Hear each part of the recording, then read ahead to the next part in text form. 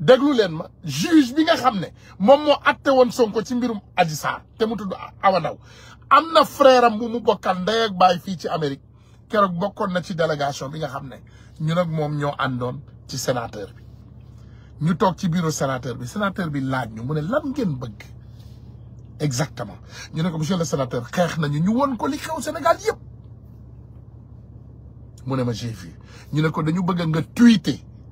tweeter rek parce que xam nañu sa bind njariñ bi mu am dañu bëgg nga bind tweeter que vraiment Macky Sall na teg lépp te dellu ginnaaw billahi wallahi tallahi la si Mala Gassama Malick Diassène di adjoint coordinateur Pastef New York East Coast ma nga toog Mala Gassama Africa First mi ngi toog man maa ngi toog le sénateur mi ngi toog waa jooju suñu frère Layen bi mi ngi toog te dinaa ko woo léegi d'ailleurs parce que hier nuit il m'a envoyé un message mi ngi toog te c'est lui qui a créé la réunion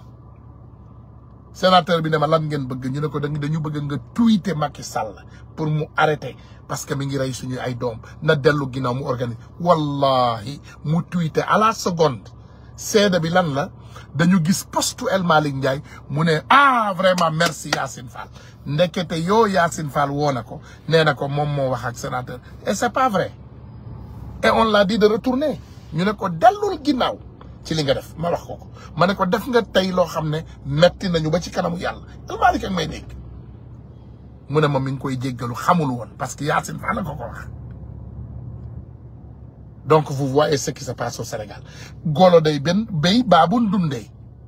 golo bi day béy baabun dundee lii mooy golo béy baabun dundee nous on est là à se casser le dos à faire les choses il y a des gens qui vont là-bas pour prendre le crédit ne voilà maa def te yëguñu bi muy xew xam nga loolu mooy suñu combat voici le problème le plus grand au Sénégal mooy nit ki day def da ngay gis Ousmane Sonko tey moom moo fal ñii ñu falul nii yëpp Ousmane Sonko leen fal waaye benn imbécile ngay gis bu jóge fële mu ne moom moo def lépp lu mu def fan la dem c'est nous qui ont tout fait billahi wallahi tallahi lazim man jullit la xam nga man xam naa ne Sénégal kenn mënu maa seedeel lu baax waaye wallahi di ngeen ma seedeel ne man jullit la ama muslim ndax lii seede na ko ne damay julli sama diggante ak yàlla man fajar sax duma ko rate te fajar Amérique 4 heures du matin la te minuit laay tëdd donc damay jóg minuit tëdd ba pare yeewu 4 heures du matin julli fajar donc du ma waatal nit ndax amul dara lu ma soxla Sénégal lu dul suñu réew nekk ci jàmm lii mooy dëgg donc nous on s'est sacrifié pour une révolution booba kenn ñemewul waxati ci àddina booba Sénégal sax kenn ñemewul wax lii ma leen di wax ni bi ko El Malick di bind mi ngi takk bracelet électronique merci Yacine Fall rek la bindul benn kaddu bu tegginewul parce que nag comme ni ma leen koy waxee Sénégal tollu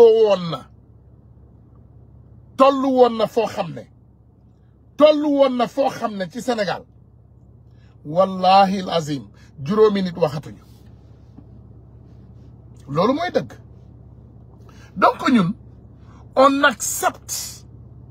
accepte bu ma ne on accepte d'accord nañu ne mbir mi dina am ay jafe-jafe d'accord nañu ko on sait que y aura des difficultés xam nañu ne ay jafe-jafe dina am ci mbir mi on le sait parce que nag benn révolution amul ci àdduna bi bu àndul ak jafe-jafe benn révolution nag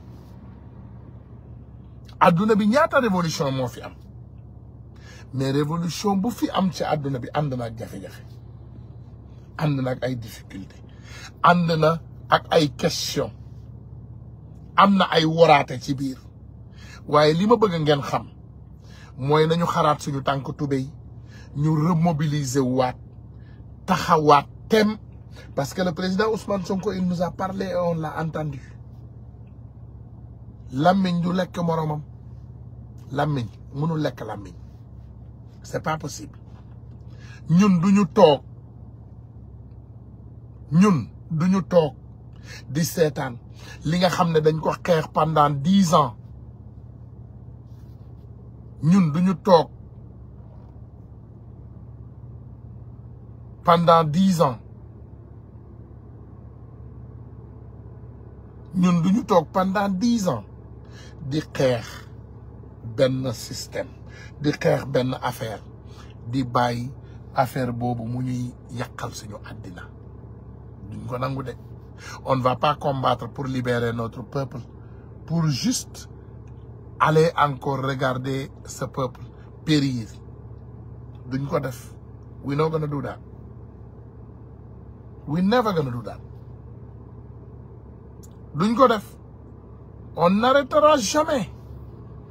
Dañu xeex pour libérer après wu. Dañu xeex pour Sénégal am ndam. Xam nga Sénégal nee naa leen adduna bi yàlla ba mu defee preuve ba léegi kenn sonnatul. Man ku ma wax kuy làmmiñu daaru xam naa ces jeunes là. ku ma wax kuy ay Ndongo Diop xam naa ces jeunes là. ku ma wax kuy ay nu mu tuddati maanaam jeunes yu bari laa xam les jeunes combattants dama leen xam ñu nekkoon ci terrain bi xam naa leen de je les connais ces jeunes là mais xam naa aussi maquillage bi am na ay nit yu bees yuy génn léegi nekk nañu ay liveur international ay dulkat international tojuñu fenn Amérique ñi fi doon xeex xam ngeen leen dem leen ngeen xool dans les réseaux allez suivre les vidéos xam nga 1 million marche ñun par exemple suñu page bi c'est de là page bi nee naa leen depuis 2016 mi ngi fi date bu la jaaxal rek demal nga wàccee ci date boobu Cheikh Bandian un combattant mi ngi ni waa ji combattant la mi ngi Afrique léegi toog il a beaucoup combattu ce jeune ñi ma xam bari nañu ci réseau bi ñi ma xam ils sont très nombreux dans ces réseaux bari nañu ku lim juuma ñi ma xam bari nañu waaye dem leen ngeen xool réseau bi dafa am ay mannequin réseau bi dafa am ay faux type réseau bi dafa am ay tappalekat réseau bi dafa am ay dóorkat réseau bi dafa am ay manipulateur mais réseau bi dafa am ay combattants de la liberté réseau bi dafa am ay combattants de la liberté réseau bi du fenn nee naa leen par exemple Amérique moom soo bëggee xam demal nga duggi rek ci sama page bi depuis 2016 di nga xam ñan ñoo doon génn xeex di nga xam ñan ñoo xeexul di nga xam ñan ñoo faux ñan ñoo vrai lammiñ sama lammiñ rëy na rek wax naa lépp sama lammiñ rëy na tàccu naa teg naa sabar ne maa fi toj taxul ma toj fii kan moo dàq way ci Sénégal Youssou Ndour la mais pourtant du fay l'impôt pourtant tey bu ñuy wax Sénégal ci ñu gën a dëng Youssou Ndour la ñuy compter pourtant moo dàq way bu wootee tey Sénégal yëpp ñëw wër ko mais kan la libéré fu mu toj lan la fa def defu leen jënd daaju leen vous connaissez tout xam ngeen lépp tey da ngay gis live yi nit tàll bi ma combattant waa bi 2017 bi ma nangam ñu bari jege Ousmane Sonko rek moo leen intéressé maanaam toog ne maa toj fii maa rajaxe fale Ousmane dégg leen ne waa ji de jàmbaar la zéro c'est du mensonge ñiy jëf dëgg duñu wanewu jarul wanewu mbir mi ci terrain ba la du ci réseau yii ñu bari damay dégg ñu koy wax ñun ñu ngi woon ci terrain bi te di ngeen ko xamaat élection yi bu jotee vous allez voir les vrais visages encore ndax politique yomb na nga toog sa ginnaaw écran rek di fen loolu yomb na mais dëgg bi bu ne jàkk am na ñoo xam ne du ñu wax parce que politique dafay jar xaalis da ngay génne da ngay mën a dugal sa loxo sa poche génne xaalis frais da ngay mën a jël sa temps di tasaare di dem di jël information di ko tasaare loolu mooy dëgg mais politique nekkul rek di manipuler comme Diomaye président bi boo leen xoolee fu ñu toj mës ngeen dégg Diomaye président rek waxuma la Diomaye saa bu wootee setal patriotes yi ñooy génn quand le président Diomaye bu samanee nit ñi ne génn leen patriotes yi ñooy génn Diomaye président bu wootee c'est les patriotes qui sortent et font le travail du waa Diomaye président de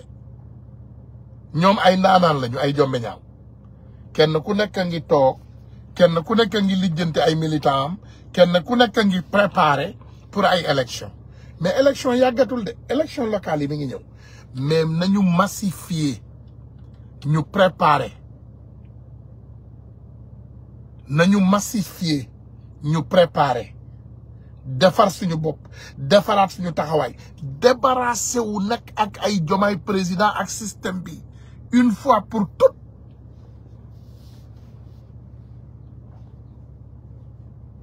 loolu mooy dëgg nañu débarrassé wu ak système bi complètement te lenn rek la ñu mën a def pour def loolu mooy dëggalaat suñu bopp wan nañ leen ko wan nañ leen ci élection législative yi ne duñu dara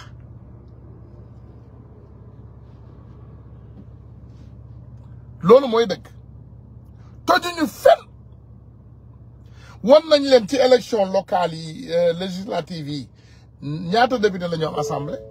Ousmane Sonko rek am lii ci àddina il a élu des députés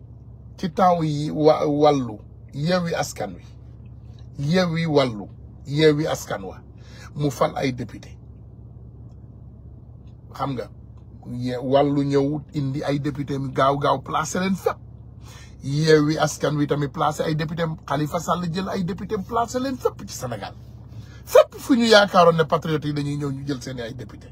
ay seeni ay maire teg fa jël seeni ay député teg fa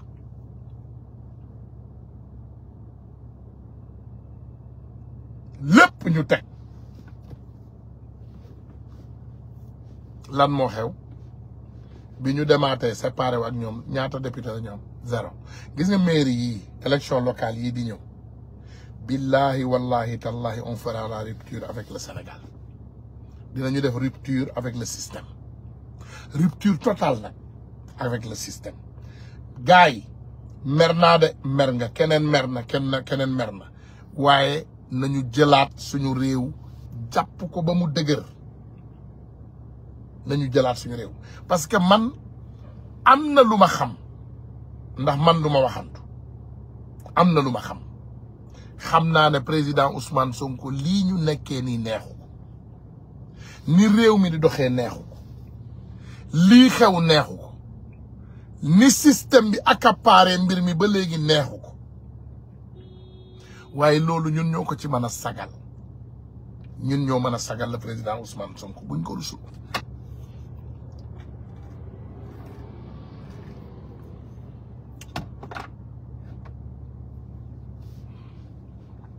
buñ ko rusloo de gis nga Ousmane bu fayiree mission bi ñun ñëpp ñoo fayir Ousmane dalul ci kaw Diomaye loolu la nit ñi bëgg a dugal ci biir bopp nit ñi Ousmane ci Diomaye président lay dal xam na ne banditisme bi xew ci biir palais bi xam na ne banditisme bi xew autour du président xam na ne lépp ci Diomaye président la jóge ñi ñuy dàq waa Pastef lañu ñi ñu dul fal waa Pastef lañu loolu mooy dëgg gis nga tey li xew gis nañ ko de on le voit ils nous combattent parce que bu ma nee waa Pastef donte man tey du ma militant wu Pastef mais je suis un sympathisant de Pastef man sympathisant wu Pastef là c'est ça la vérité je ne suis pas un militant de Pastef mais je suis un sympathisant de Pastef et li ñuy gis ñun xam nañu ko li ñuy teg bët ñun xam nañu ko on voit on a les yeux ouverts gis nañu ne tappale bi yëpp c'est autour des patriotes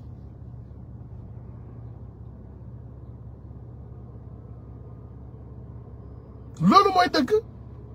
tappale bi yëpp c'est autour des patriotes ñi ñuy dàq patriote lañu ñi ñuy toroxal patriote lañu ñi ñu bëgg a jàpp sax ay patriote lañu duñu jàpp maanaam ñoom xeexuñu ak les bandits et parfois loolu daf may metti ça me touche au cœur je regarde le président Diomaye, je demande la question, mais je le ramène la question. Président, est-ce que réellement xam nga li xew ci réew mi? Président, est-ce que réellement xam nga ne système bi moo ñu tënk ba léegi? Président, est-ce que xam nga ne réellement système bi du mus a travailler ci sa faveur? Est-ce que xam nga loolu réellement? Président, est-ce que réellement xam nga ni ñu wër? Est-ce que réellement xam nga ne ñii nga xam ne ñoom la ñu jànkoonteel dañu bëgg nga échouer à tout prix? Est-ce que xam nga loolu? Président, est-ce que réellement président xam nga li xew ci réew mi? Président, réew mi doxul. Les gens sont frustrés. Nit ñi dañu mer. Nit ñi dañoo mer. Il faut nga jàpp sàcc yi président. Il faut nga jàpp reykatu nit ñi. Gis naa démb ba léegi nag ñuy jël bu ma juumul gis naa ay ci remaniement ñuy ñaan Mimi Touré justice ak defe naa ñu wane Déthié Fall wane nañu aussi Waly Diouf Bodian. Déthié di un homme vraiment Déthié de bu ma ko doon catégoriser ci góor ñi Sénégal dama koy catégoriser ci juróomi góor yi gën a taxaw ci Sénégal. Déthié en fait partie du projet.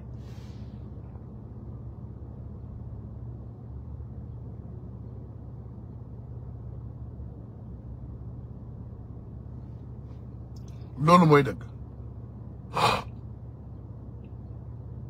Déthié dafa bokk ci projet bi.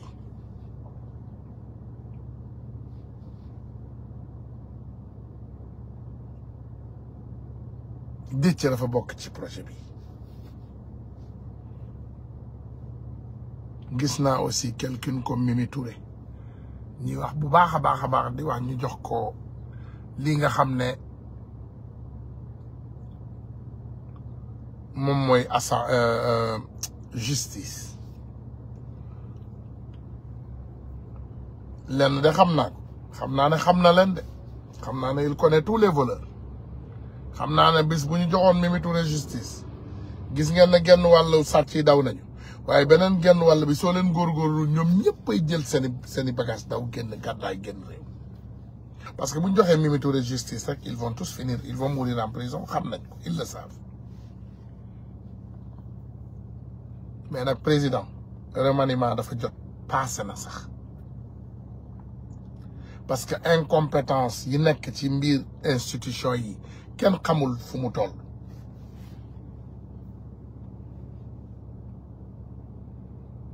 xam nga man bu may ne joxal donte xam naa la personne de Mimi nee naa leen bi mu lëndëmee on avait besoin d'elle, on avait besoin de cette dame. Cette dame nous a beaucoup aidé dans ce combat. Lu bare dimbalee nañu ko bi mu lëndëmee bi lépp jaxasoo. xam nga nag mieux vaut tard que jamais. américain dafa wax loolu mu ne better late than never. parce que wax dëgg yàlla xam naa ko te muy nit ku am caractère. wallahi gis nga Mimi Touré buñ ko joxee justice su Sénégal bii man am na lu ma ci xam buñ ko joxee justice su Sénégal bii sa waay mbir mi dina tardé day one premier jour mbir yi dina commencé tegu ci yoon ñu bari aussi ñu ngi wax vraiment Waly Diouf Bodian muy stand-up guy voilà muy quelqu'un qui est vraiment voilà qui est un homme digne vraiment voilà xawma expérience am fu mu toll je ne sais pas mais je sais que il est digne Waly Diouf Bodian vraiment te man gëm naa ne sax projet bi moom wax dëgg yàlla boo ma laajee man j'ai toujours dit que vraiment les hommes qu'il faut à la place qu'il faut dama ne toujours gaw ma ne Mimi dina nangu ministre de la justice I don't think she will accept it parce que nekkoon na premier ministre ku nekk premier ministre déjà ministre de la justice wàcc la ci yow wàññeeku la gaw ma ne dina nangu ministre de la justice je sais qu'elle fera un boulot exceptionnel mais man dama gëm ne man li ma gëm Waly Diouf xawma niveau kii am expérience am ci justice so yaakaaruma mën naa régler justice au Sénégal voilà parce que bëgguñu def justice bi affaire rancune bëgg nañu jàpp sàcc yëpp dugal leen mais dañu bëgg expérience tuuti bëgg nañu xam justice nga mën koo teg voilà mais je sais que li am importance mooy yàgg naa koo wax mooy dañu war a xool les personnes clés du projet ñu teg leen dans les positions clés gis nga justice ñi nekk ci projet bi ñoo ko war a yor intérieur ñi nekk ci projet bi ñoo ko war a yor affaires étrangères ñi nekk ci projet bi ñoo ko war a yor maanaam dafa am ay position clés yoo xam ne loolu nitu projet bi maanaam bu ma nee projet bi nag dama ne ñi gëm projet bi ñi nga xam ne am nañu doole di xeex ci projet bi ñooñu ñoo tax may wax waxuma ay tappalekat man waxuma ay tappalekat man soxlawuma tappalekat man waxuma waxu tappalekat mais bu ma waxee je parle de en toute sincérité dafa am ay nit yoo xam ne danga leen war a xoolaat ràññeewaat teg leen ci yenn position clé te ñooñu ñoo la mën a doxal li nga xam ne moom mooy liy teg yoon dëkk bi ci yoon loolu mooy dëgg c'est la vérité neexul nag dëgg neexul mais loolu mooy dëgg ma dellu siwaat encore une fois ci côté justice officiellement ce qui est calculé on a 83 à 85 morts officiels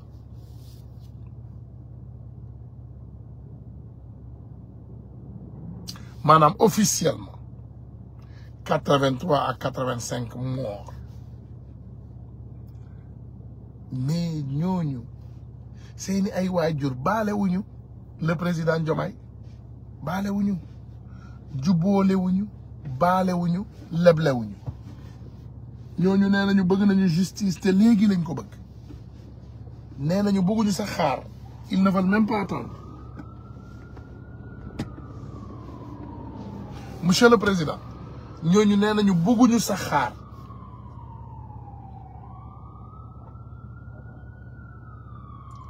déedéet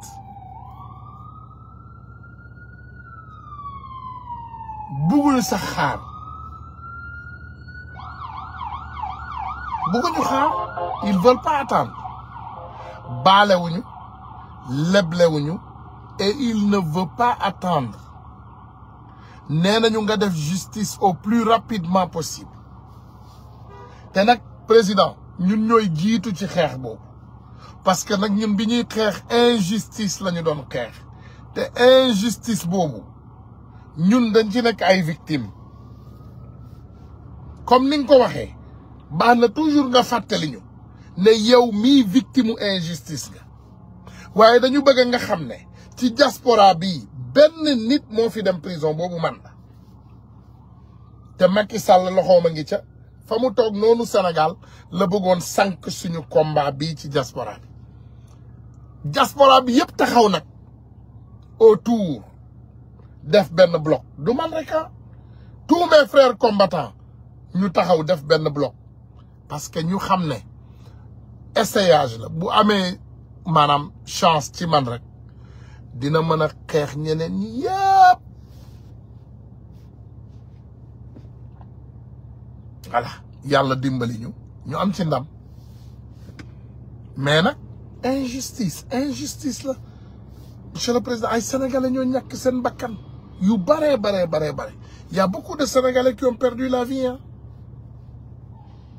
am na sénégalais yu bari yu ñàkk seen bakkan te dama gëm ne monsieur le président tant que justice bi réglé wuñu ko jàmm du am Sénégal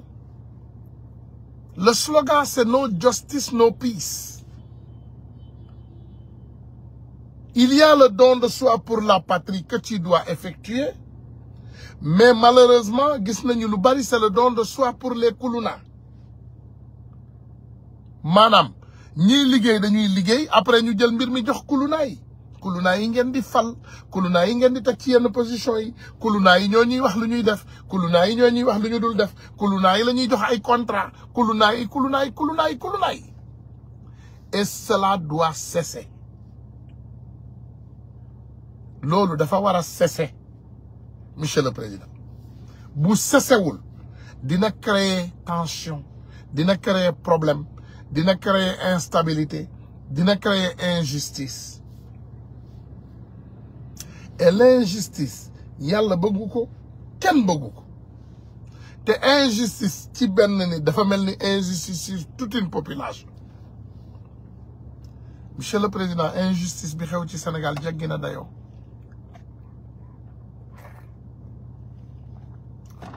tous ces jeunes tués sont des patriotes jeunes yi de Bignona Ziguinchor Dakar Keur Massar Rufisque Yeumbeul Parcelles Pikine ñi dee yëpp c'est des patriotes ñi ñu boom yëpp ay patriotes la amul benn partisan wu kuluna bu fa dee amul benn partisan wu Diomaye président bu dee ci jeunes yooyu donc Diomaye président duñ la pousse pour nga def justice tous ces milliards volés am na ci dans des personnes dans Diomaye président yu am ci milliards yooyu donc monsieur le président yeewul te xam ne dëgg la yàlla bëgg ñun xeebuñu la ñun ñoo la fal donc ñun dañuy xeex pour protéger la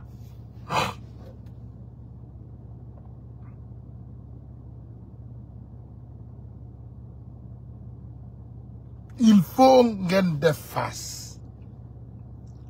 Il y a beaucoup de manipulation dans ce pays. Il y a la tuerie, il y a le mensonge, il y a l'escroquerie. Tout ça mi ngi ci biir dëkk bi. La justice est à terre. Justice Sénégal amul fa de. Amul. Xoolal Khalifa rappeur. Xoolal Fatou Kiné Cissé. damay fàttali rek ndax ñooñu samay symbole combat lañu. xool leen Khalifa rappeur ngeen xool Fatou Kiné Cissé. Khalifa rappeur ba léegi mi ngi ci kaso bi. pas date amul date pour ñu atte ko. doomu Khoureychi Ba doomu maître Khoureychi Ba yàlla na ko yàlla yërëm. koo xam ne papaam dafa xeexal Sénégal ba bakkan mi rot. ba yàlla ba ces derniers jours mon cœur me fait mal bu ma toogee di xool. Monsieur le Président, il faut faire face à. Parce que une fois dans l'histoire du Sénégal, président ay nit fal ko rupture totale ay xale ñëw fal ko ci yow la tàmbali. te vous l'avez vu sur l'affaire Samba Ndiaye ñëw nañu fii ñu yëngal réseau yi bu baax. Le président Ousmane Sonko est venu, il a calmé les choses. Il a même tapé sur la table, il a même tapé sur nous. Et on n'a pas fait de réplique. Ñu bàyyi ko mu jàll. Mais moom, il est revenu et il a compris ce qu'on disait. Il le savait quand même. Mais dafa ñëw rek pour confirmer waat ko. Et je pense que tey bu ñu yeggee ci position bi nga xam ne moom la ñu nekk Sénégal, on ne doit plus accepter que ces kuluna nous dirigent. ñun dañ ko nangu man xawma feneen mais fii boo leen fi kuluna boo leen fi indi da ngeen koy indil jafe-jafe. Parce qu'on va commencer à combattre à son premier jour. Premier jour kuluna bi la ñuy commencer guerre ak moom. duñu sax xaar li ñu daloon ci Macky Sall. ñun képp koo leen ñu fi jox dinañ ko vérifier dinañu xam CVM ñu xam fu mu jógee. Et vous l'avez fait, hein? Vous avez mis des kuluna ici à la Nations Unies. dinaa leen ko wax li ma wax nii jël ngeen ambassadeur aux Nations Unies bi ngeen teg fii moo àndoon ak Aïssata Tall Sall Genève bi ñuy taxaw naan Ousmane Sonko terroriste des terroristes au Sénégal mu taxaw ci wesu Aïssata Tall Sall bindal ko discours am bi moom ngeen indi fii Nations Unies def ko ambassadeur des Nations Unies. man xawma ndax vos têtes ça ne va pas ou bien vous n'avez pas de bons conseils wala dañ leen waxul liggéey gi ça ne va pas. Ça ne va pas. ça ne va pas. Dinaa dem gis ko, je vais aller dans son bureau pour parler avec lui. Dinaa dem dans son bureau, l'ambassadeur, je vais aller le voir. Te dina ma jox ay explication de. Man dinaa dem ci bureau ne ko monsieur l'ambassadeur, yow la ñu gisoon Genève ak Aïssata Tall Sall avec ce discours haineux ci Sénégal. Yow est-ce que di nga mën a représenter Sénégal dignement ici? Je veux savoir. Ñun fépp foo leen teg nit dinañu dem te dinañu jàkkaarloo ak moom te dinañu wax ak moom billahi wallahi tallahi la si.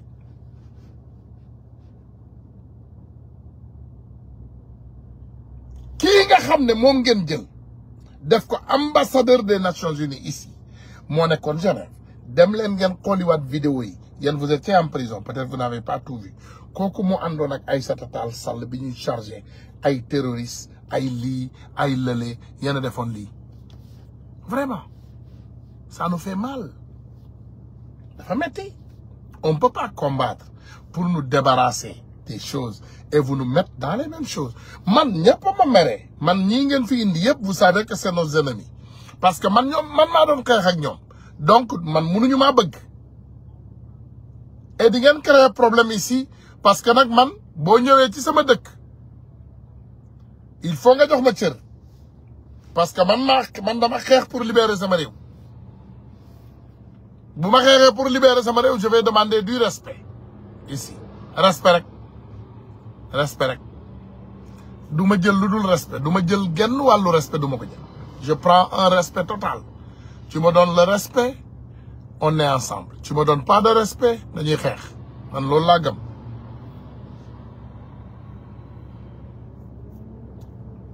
Voilà loolu mooy dëgg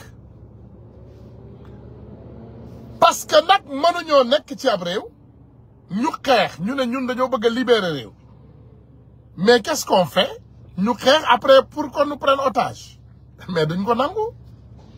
Ñun ay bañkat lañu monsieur le président ñun ay bañkat lañu ñun dañoo bañ ba libérer Sénégal te dinañu continuer bañ billahi ba Sénégal am ndam ñun ci loolu rek la ñuy dox.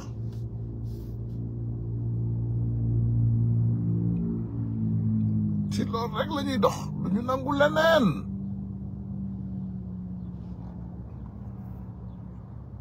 Loolu mooy dëgg.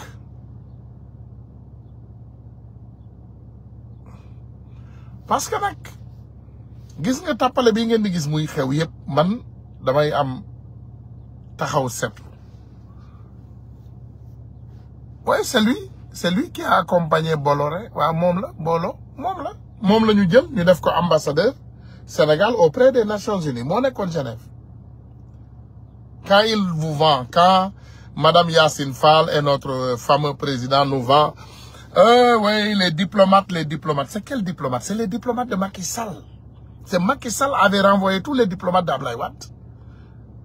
Man ki nga xam ne maa ngi doon xeex ak moom nekk justice ñu duma ma ci kanamu maanaam maison du Sénégal. kooku ba léegi attaché ambassadeur la xaw ma lu mu doon xaw ma loo leen ko def Papa Gallo Ndiaye. Papa Gallo Ndiaye qu'est-ce que lan la? Papa Gallo Ndiaye mooy lan la loo leen ko def je ne sais pas.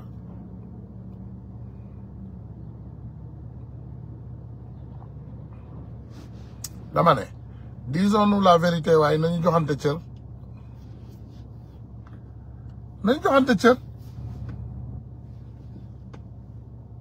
ah c'est pas Yacine Fall qui nomme mais c'est Yacine Fall qui est l'ambassadrice la ministre des Affaires étrangères moom mooy nommé de bàyyil caaxaan sa caaxaan yi de Diomaye mooy confirmé mais Yacine Fall moom mooy ministre bi de donc bàyyi leen caaxaan ñun xam nañu ay booyam yu mu jël sax teg leen ci place. xam nañu de nous on connaît qui est la patronne de la ministre du tourisme qui est la patronne de l'artisanat du Sénégal. bàyyi leen noonu ñun waxuñu on dit pas. I'm telling you c'est pas elle c'est qui? C'est Diomaye c'est elle la secrétaire d'État moom moo nekk dans les normes moom mooy ci normes yi moom liste yëpp they come to her table she vets people she the one that vets everybody so that's not gonna fly loolu moom du fly bu yeboo ngeen noppal Jomaay mënul def lépp Jomaay Sonko daf koy recommander Jomaay kenn ku nekk ministre bu ne yooyu yaay recommander say DG say DAGE arrêtez avec ça nous on connaît ce qu'on connaît on n'est pas des inconscients Aline Dieng voilà Yacine propose Jomaay confirme merci Aline Dieng ala grand Aline yow sax grand Aline xam nga déjà prendre quelqu'un comme ça Aline Dieng kii ça c'est un ambassadeur ça c'est un consul général kii moo doon suñu magu xeexkat yi fii Amérique moo xeex lépp moo ñu jiite billahi wallahi tallahi la si amul combat bu ñu àndul doo duma yi sax bu ñuy ànd yenn saa yi nag xam nga duma yi ñoom bu ñëwee ñun ñooy ne mag yi rek taxawee leen na le keroog biñ may duma ci kanamu maison du Sénégal sax maa ngi ma wàññee ànd donc pour vous dire que y a des personnes qui ont combattu pour ce combat et ils doivent être respectés ou au moins reconnus ñëpp yemuñu ah bëgguma dégg moi je ne veux pas entendre voilà vous êtes voilà bàyyi leen noonu don de soi pour la patrie oui don de soi pour la patrie d'accord mais nous tous léegi lu tax man ma war a def don de soi pour la patrie yow nga def don de toi pour ta poche et ton chin voilà et des kuluna yow tamit defal don de soi pour la patrie man def naa don de soi pour la patrie j'ai fait campagne j'ai fait 5000 kilomètres avec ma propre voiture mon essence voilà mes frais je l'ai fait et je continue à le faire ce matin je vais continuer à le faire parce que je vais m'occuper des Sénégalais cet après-midi je vais prendre un billet pour un Sénégalais je vais aller le chercher à l'aéroport vous serez témoin je vais aller le mettre dans l'avion parce qu'il veut rentrer chez lui au Sénégal et je vais le mettre dans l'avion et il va aller rentrer au Sénégal loolu mooy don de soi pour la patrie donc on n'a qu'à faire don de soi pour la patrie ñun ñëpp nag ñëpp bu ci kenn wàññeeku les DG diminuer nit nag mënut a liggéey sans salaire d'accord mais diminuer vos salaires da ngay gis tey ay DG wala ay ministres yoo xam ne dañuy def ay cortège di yanj nag di dund bu yanj di fayeeku macha allah nous on n'est pas payé nous on n'a pas rien ñun suñu xaalisu bopp la ñuy jël di ko frais donc wàññi leen voilà dama ne man d'accorduma ak Diomaye ni muy doxale avec Diomaye président mais ñun ñoo woote rupture ñun nañu lead by exemple commencé leen wàññi salaire yi à notre niveau ñun yéen DG yi les DG les ministres de notre côté ah yéen commencé leen xool noo leen établiraate yoon boobu parce que nag trop c'est trop c'est trop ñun ñoo woote rupture ñu jox ñu réew mu doy waar donc ñun nañu jël exemple bi nañu jël yoon bi nañu jiite nañu nekk imaamu jàkk ci nañu jiite xeex bi boo wootee xeex yaay jiitu mais mënuloo woote xeex yow nga dem laqatu naan nit ñi dem leen maa ngi ñëw loolu mënta nekk on n'a qu'à faire comme le président Ousmane Sonko moom moo woote xeex moo ko jiite ñu topp ci ginnaawam donc tout le monde quand je dis tout le monde et je répète tout le monde ñëpp a war a jël même yoon boobu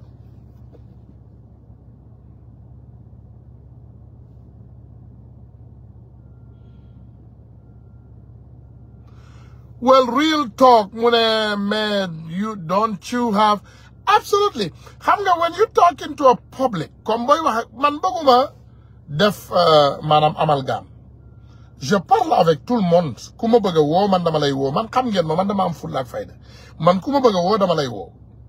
ku ma jotul sa affaire la c'est ton pertement c'est pas mon pertement man da soxlawuma kenn je vous ai dit man je n'ai besoin de personne man ñoom ñoo ma soxla mais je n'ai besoin de personne I don't need anybody ndax man maa yor sama doole toog ci ndax fii laa ne kenn yóbbuwuma kenn indiwuma maa yóbbu maa indi maa ngi nii I do talk to them comme bu ma amee pour wax ak nit damay woo nit kooku ma wax ko sama fulla ak fayda démb laa ci mucc mais du tee booy wax ak public da ngay wax ci kaw pour ñu dégg la waaw booy wax ak public da ngay wax ñëpp dégg la that's why I'm speaking out loud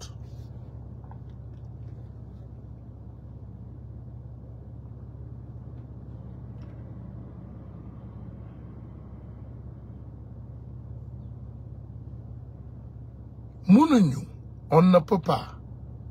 concevoir naka la ñu mën a toogee ñun ñoo woote rupture ñu bàyyi kulunaa yi di ñëw di ñu gérer that doesn't make sense it doesn't we should not accept it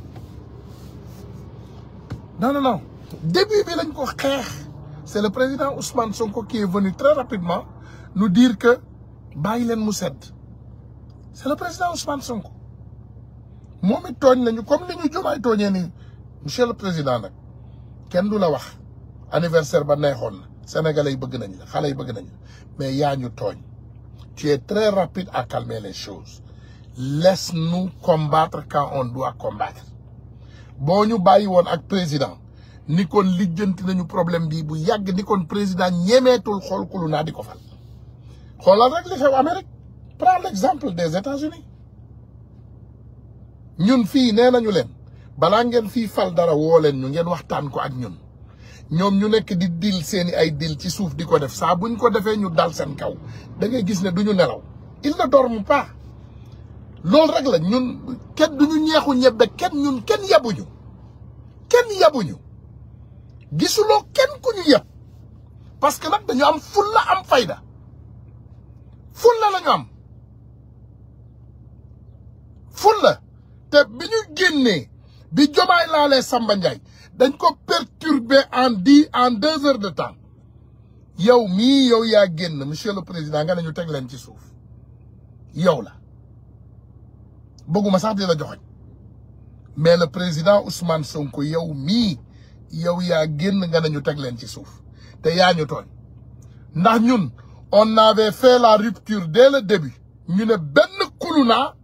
kenn du ko fi indi di ko teg ci suñu kaw bopp yi mais nag amaana yow defar moo la taxoon jóg parce que ñun bi ñu génnee billahi wallahi tallahi gis nga ko Sénégal yépp moo déstabilisé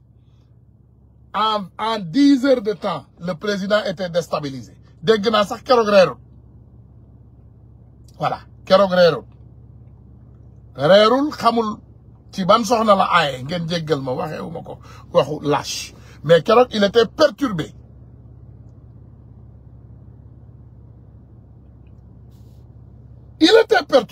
tu es venu tu as fait ce grand live voilà ñëpp déglu la yaa ngi mer sa kanam ngaa ngi saxaar tu es venu tu as calmé les choses ñu bàyyi depuis booba la mbir mi yëpp jaxasoo na parce que léegi lu leen neex la ñuy def ku leen neex la ñuy jël parce que tu nous as calmé c'est toi qui nous as calmé donc lépp lu ñuy dund tey ah je ne dirais pas que tu es responsable ndax ku baax nga mais au moins tu nous as calmé voilà loolu nag vraiment je pensais que c'était dafa baaxoon rek